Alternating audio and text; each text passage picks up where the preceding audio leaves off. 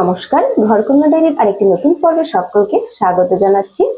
দেখুন, আমি সকালবেলা রান্না করার জন্য চলে আসলাম। তো সকালবেলা আমি ভাত বসিয়েছি এদিকে, আর এদিকে হচ্ছে পটল আর আলু ভাজি করব। তার জন্য এগুলো আমি তেল গরম করে কড়াইয়ে দিয়ে দিলাম।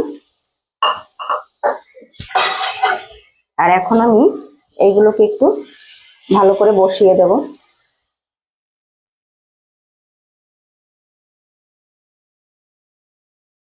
এটা ভাজি করব, আর এদিকে ভাত বসিয়েছি।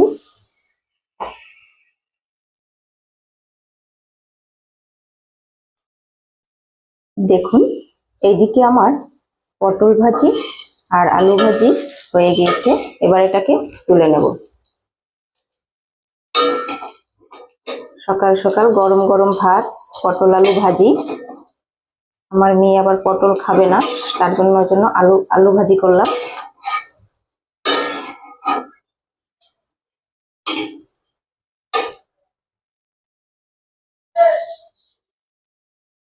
আর এইদিকে দেখুন, কড়াইয়ে আবার তেল দিয়েছি, আর দেব কালো জিরে। কালো জিরেটা ফোড়ন দিয়ে নিলাম।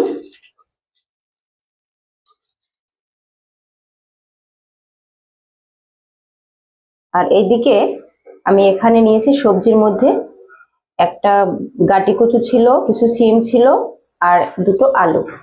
মানে ঘরে যখন যা থাকে তখন সেরকম দিয়ে রান্না করার চেষ্টা করি। এখন এটা দিয়ে দেব।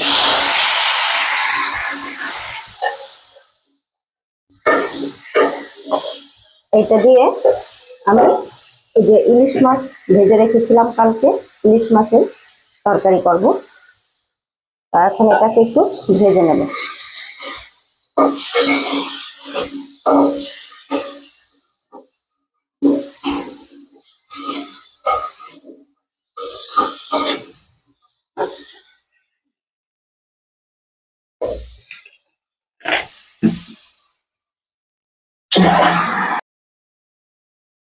এই যে দেখুন, সবজিটাকে আমি একটু ভেজে নিয়েছি।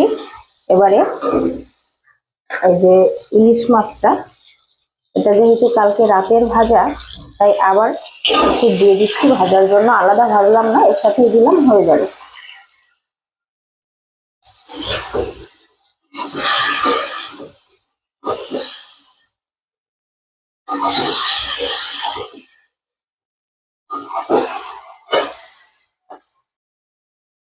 এটাতে হালকা জল দিয়ে সবজিটা কষানোর জন্য একটু ঢেকে দেবো।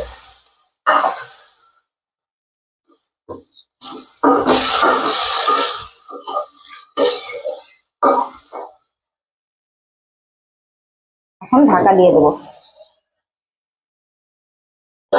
কষানো হোক, তারপরে ঝোলের জল দেবো।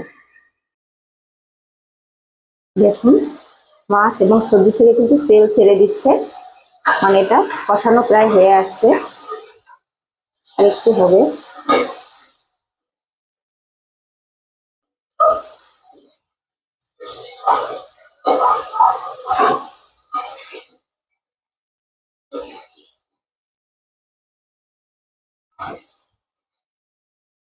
একটু হোক।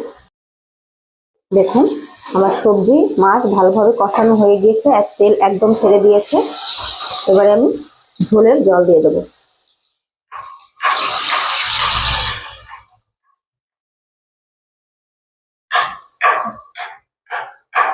সকাল সকাল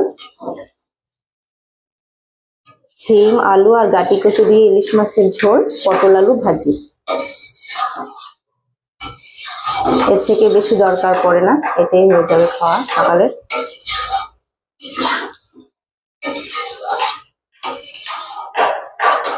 দেখুন, ঝোলটা কত সুন্দর লাগছে দেখতে। এটাতে আর কোনো মশলা দেব না। এবার ঝোল ফুটিয়ে পরে নামিয়ে নেব। আর দেখুন, এইদিকে আমার ঝোল রান্না কিন্তু হয়ে গিয়েছে।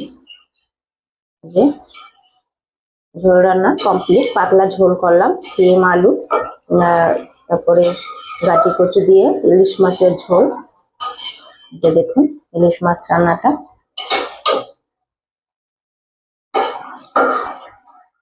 এদিকে করেছি পটল আলু ভাজি, আর এদিকে হচ্ছে ভাত। আজকে আমার এই সকালবেলার রান্নার ভিডিওটি কেমন লাগলো অবশ্যই কমেন্ট করে জানাবেন। ভিডিওটি ভালো লাগলে চ্যানেলটি লাইক, সাবস্ক্রাইব, শেয়ার করে দিবেন। সকলের জন্য রইল শুভ কামনা। আর আপনারাও এভাবে হালকা পাতলা ঝোল করে খাবেন, যেটা স্বাস্থ্যের জন্য ভালো। আর এই যে আমি 2টো আস্ত লঙ্কা দিয়েছি, যার লাগবে সে খাওয়ার সময় গুলে নিয়ে খাবে। দেখুন, এরকম হালকা পাতলা ঝোল খেলে শরীরের কোনো ক্ষতি করবে না। আর অতিরিক্ত মশলা ঝাল অনেকেই আছেন খেতে পারেন না, তারা এইভাবে করে খাবেন। ভিডিওটা এই পর্যন্তই আজকে। নমস্কার সকলকে।